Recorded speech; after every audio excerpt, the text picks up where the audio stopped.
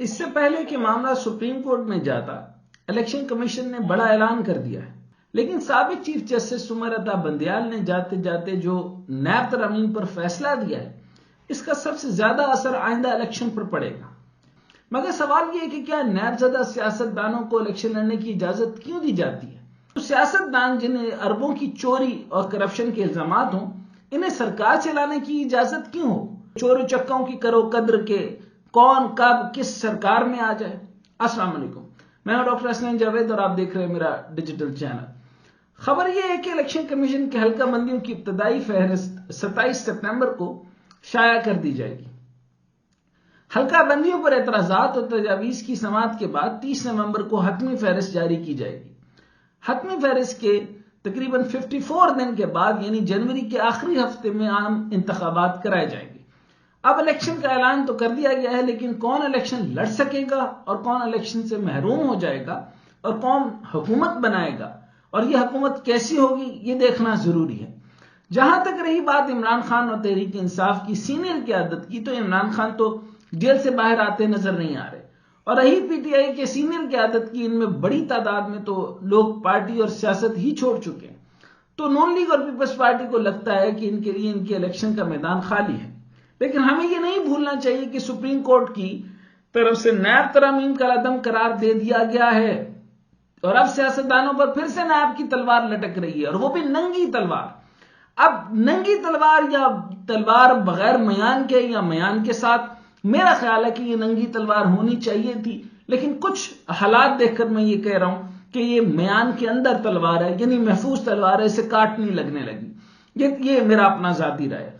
یہ تلوار کس پر گرے گی، یعنی بچت تو ہو جائے گی، لیکن تلوار گرے گی کس پہ اور کون ان سے بچے گا، یہ فیصلہ ابھی ہونا باقی ہے، اور آئندہ الیکشن میں اس کے اثرات ہمیں واضح طور پہ نظر آئیں گے۔ سیاستدانوں نے جس چالاکی سے نیب ترامیم کی تھی اور دیگر شکوں سمیت 50 کروڑ سے کم کے کیسز نیب کے دائرہ اختیار سے نکال دیے، اور نتیجتاً 100 سے زائد کیسز نیب عدالتوں سے واپس نیب کو بھجوا دیے گئے تھے۔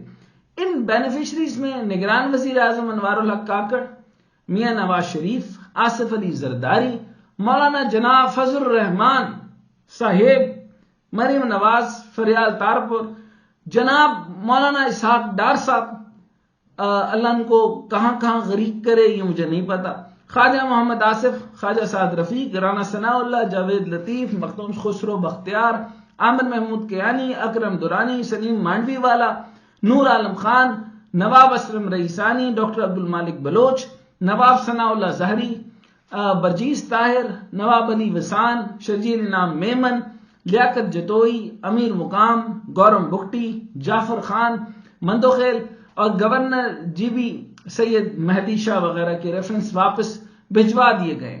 ماشاءاللہ یہ سب وہ ہیں جو آپ کی حکومت میں تھے، ہیں اور پھر آنے والے ہیں۔ اب یہ تمام ریفرنسز نیب عدالتوں میں واپس جانے ہیں۔ اب جب یہ جائیں گے تو میاں نواز شریف، جن کی 21 اکتوبر کو واپسی کے لیے 10 لاکھ اکٹھے کیے جانے ہیں، 10 لاکھ افراد، 10 لاکھ سر، یعنی ہیڈ کاؤنٹ ہوگا، 10 لاکھ اکٹھے کیے جا رہے ہیں۔ توشہ خانہ کیس میں میاں صاحب کا انتظار کر رہا ہے۔ آصف زرداری کے خلاف جعلی اکاؤنٹ کیسز واپس احتساب عدالت منتقل ہو جائیں گے۔ یوسف رضا گیلانی کے توشہ خانہ کیسز بھی واپس احتساب عدالت کو منتقل ہو جائیں گے۔ سابق وزیر اعظم راجہ پرویز اشرف کے خلاف 6 رینڈم پاور کیسز بھی احتساب عدالت کو واپس ہو جائیں گے۔ سابق وزیر خزانہ اسحاق ڈار کے خلاف آمدن سے زائد اثاثہ جات ریفرنس واپس احتساب عدالت کو منتقل ہو جائیں گے۔ اس طرح سردار مہتاب کے خلاف پی آئی اے میں غیر قانونی بھرتیوں کا نیب کیس بھی واپس احتساب عدالت کو منتقل ہوگا، اور کئی ایک کے خلاف تو ریفرنسز احتساب عدالتوں کو موصول بھی ہو چکے ہیں۔ کراچی کی احتساب عدالت کو شاہد خاقان عباسی، ڈاکٹر عاصم حسین اور رؤوف صدیقی سمیت دیگر افراد کے ریفرنسز دوبارہ موصول ہو گئے ہیں۔ سابق وزیر اعظم شاہد خاقان عباسی کا LNG کیس ہے۔ سابق وفاقی وزیر خزانہ عبدالحفیظ شیخ کے خلاف بھی ریفرنسز واپس نیب کورٹ میں موصول ہونے کی خبریں آ رہی ہیں۔ عبدالحفیظ شیخ کے خلاف قومی خزانے کو $11.1 ملین کا نقصان پہنچانے اور پورٹ قاسم سمیت دیگر پورٹس کے لیے سافٹ ویئر کی تیاری کی مد میں کرپشن کے لیے الزام ان کے اوپر ہے۔ اب سوال یہ ہے کہ جب ان کے خلاف نیب کیسز اور ریفرنسز کھل چکے ہیں تو کیا یہ الیکشن لڑنے کے اہل ہیں؟ یا پھر سیاستدانوں کے لیے کھلی چھوٹ ہے کہ وہ جو مرضی کریں، ان کے خلاف جتنی مرضی کیسز یا ریفرنسز ہوں انہیں الیکشن لڑنے سے کوئی نہیں روک سکتا؟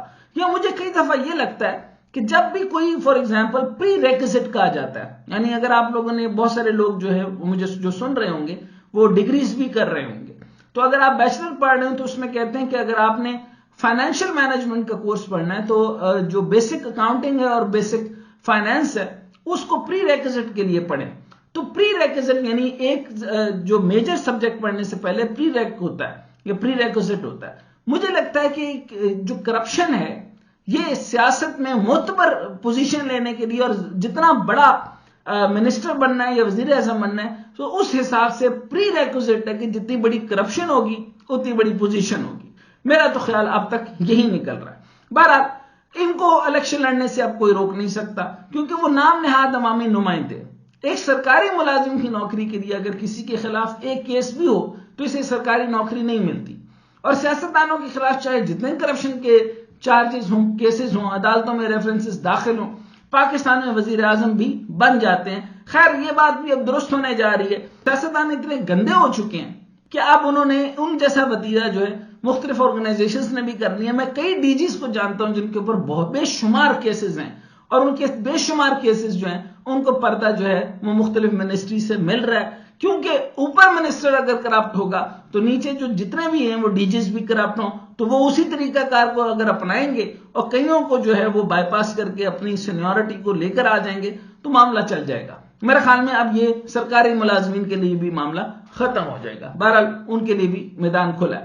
پاکستان میں وہ وزیر اعظم بن جاتے ہیں یعنی جن کے کرپشن کے چارجز ہوں، کیسز ہوں، عدالتوں میں ریفرنسز داخل ہوں، پاکستان میں وہ ڈیفینیٹ وزیر اعظم بن جاتے ہیں، وزیر مشیر بھی بن جاتے ہیں اور وزیر خزانہ بھی۔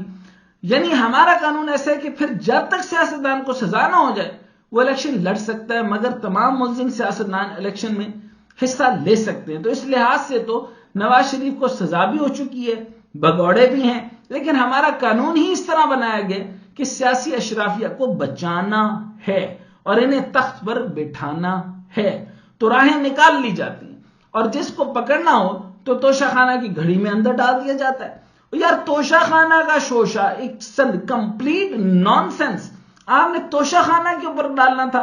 وہ جس آدمی نے 10% سے 15% کروانے کے بجائے 50% توشہ خانہ کو دلوایا اور اس نے کہا کہ اتنی رقم پے کر دیں تو تب آپ لے سکتے ہیں۔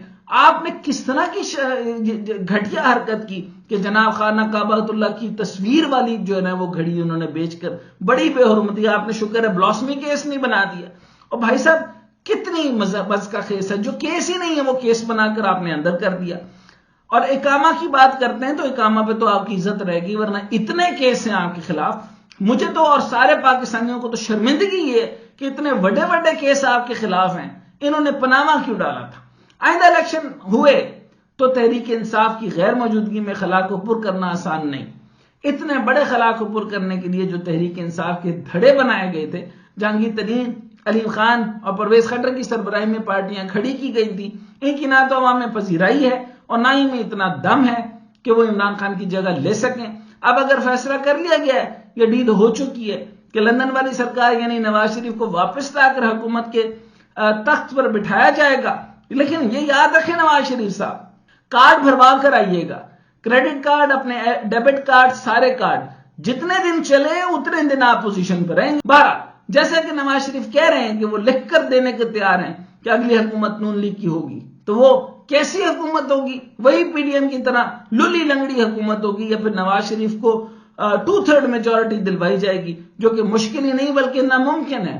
تو اس طرح ہم کہہ سکتے ہیں کہ آئندہ حکومت چاہے نون لیگ کی ہو یا پھر مکس اچار، نگران حکومت کی ایکسٹینشن کے سوا کچھ نہیں ہوگی۔ لگتا ہے نواز شریف، زرداری اور دیگر سیاستدانوں پر نیب کیسز کی تلوار لٹکتی رہے گی اور وہ اچھے بچوں کی طرح کام کرتے رہیں گے۔ اور پھر میاں صاحبہ مریم نواز کو موجودہ چیف جسٹس قاضی فائز عیسیٰ سے بھی بڑی امیدیں، انہیں لگتا ہے کہ سپریم کورٹ پر پریکٹس اینڈ پروسیجر بل بھی بحال ہو جائے گا اور پھر اس کے بعد نیب ترامیم معطل کرنے کے فیصلے کے خلاف اپیل میں نیب ترامیم ایکٹ بھی بحال ہو جائے گا۔ اب میاں صاحب کی امیدیں بار آتی ہیں یا پھر واقعی انصاف کا بول بالا ہوتا ہے، یا یہ بھی ابھی دیکھنا باقی ہے۔ تو وہ کیا کہتے ہیں کہ پکچر ابھی باقی ہے میرے دوست.